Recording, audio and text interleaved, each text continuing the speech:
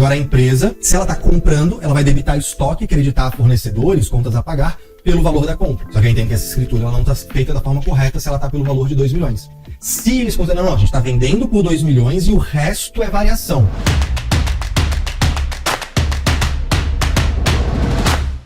Caro Caio, a empresa está em vias de lançar o empreendimento. Maravilha! Os projetos e estudos estão bem avançados, porém não concluídos. Qual o tratamento contábil para uma permuta financeira de um terreno no valor de 10% do VGV líquido, né? Do VGVL, onde não se sabe ainda qual será esse valor? Houve a transferência de titularidade do imóvel pelo valor de 2 milhões. Há um mínimo contratual para a concretização do negócio no valor de 150 milhões. Como dar a entrada no imóvel, como ajustar o valor desse custo do imóvel sem se o VGVL variar, para o tomador do terreno, quem adquire, onde haverá tributação sobre essa permuta. Legal, vamos lá, Teodósio. Eu comentei antes, né? Essa questão e repito aqui, adequando para a tua dúvida. Permuta financeira, ela é uma figura que comercialmente ela existe, mas na contabilidade e na tributação ela não existe. Então a gente vai ter que caracterizar isso ou como uma compra e venda ou como uma sociedade. O mais comum é a gente ver isso ser caracterizado como uma sociedade, tá? É o mais comum, não estou dizendo que é o certo, tá? Se for como uma compra e venda, bem, eu tenho uma operação de compra e venda, quem está vendendo apura ganho de capital, ponto. Se é uma sociedade, esse terrenista ele vai integralizar esse terreno na sociedade, né? Portanto, quando você fala ali, houve a transferência de titularidade do imóvel pelo valor de 2 milhões. A título de quê? Essa é uma pergunta importante. Que se houve a transferência de titularidade, houve a transferência de titularidade lá no registro de imóveis.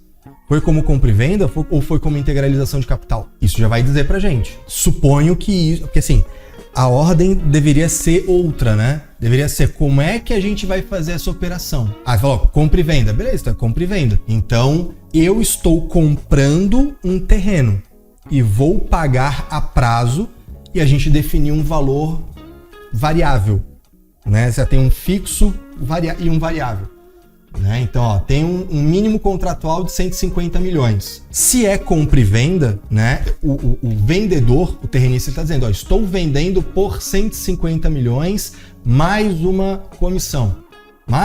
Comissão não, né? Mais um variável, uma correção, né? Que é o termo certo. Então, ele vai fazer um ganho de capital, né, de 150 milhões. Ele está vendendo por 150 milhões, é isso que eu estou entendendo aqui. E a variação que tiver disso, ele vai tratar isso como juro e não como ganho de capital. Beleza? Não, na minha opinião, não é o melhor caminho a ser feito. A empresa está comprando, então ela está debitando o estoque 150 milhões e creditando um passivo 150 milhões. Estou imaginando que é isso. Tá vendendo? Só que aí a escritura não deveria estar por 2 milhões. Calma aí. Há um mínimo contratual para a concretização do negócio no valor de 150 milhões. Tá, então assim, 150 milhões é o VGV líquido do empreendimento. Eu tinha entendido que era o mínimo contratual para a concretização do negócio, é do negócio de compra e venda. Então tá, se o VGVL, né, vamos lá, o VGV líquido é 150. Ele vai ter 10% do VGV, então ele deveria ter feito o negócio ali por 15 milhões. Então essa escritura ela não deveria estar por 2, ela deveria estar por 15. Né? Ele está vendendo por 10% do VGV líquido esperado. O VGV líquido esperado é de 150, ele está fazendo o negócio por 10%, ele deveria ter vendido por 15 milhões e não por 2 milhões. Beleza? Agora a empresa, se ela está comprando, ela vai debitar estoque, creditar fornecedores, contas a pagar pelo valor da compra. Só que eu entendo que essa escritura ela não está feita da forma correta se ela está pelo valor de 2 milhões. Se eles consideram, não, a gente está vendendo por 2 milhões e o resto é variação. Beleza, então ele vai apurar o ganho de capital sobre a venda por 2 milhões, né? Tem lá o custo histórico na declaração dele, 2 milhões o valor de venda, apura o ganho de capital e qualquer outra coisa que ele receber, ele vai receber como juro. E aí, se ele vai receber como juro, vai tributar direto essa parada, não vai ser ganho de capital, tá? Eu não considero a melhor forma de fazer, né? Por isso que o mercado não costuma fazer muito dessa forma. mas é uma possibilidade. Como ajustar o valor desse custo do imóvel se o VGVL variar? Tu não ajusta o custo. O custo de aquisição é o custo de compra. O resto é juro. Tá, esse que é o lance. Como é que isso seria feito se fosse sociedade? Né? Você faz uma sociedade, esse terrenista integraliza o terreno, é um dos sócios, né? Por exemplo, numa SCP, ele é sócio participante para ficar afastado do risco operacional.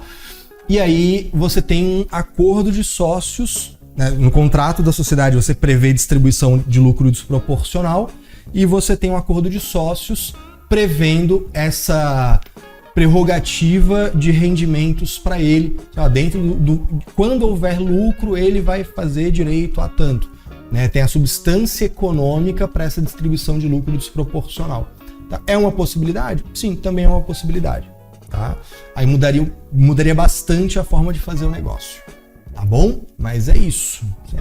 Eu acho que o terrenista ele vai dar um pulo da cadeira quando ele descobrir.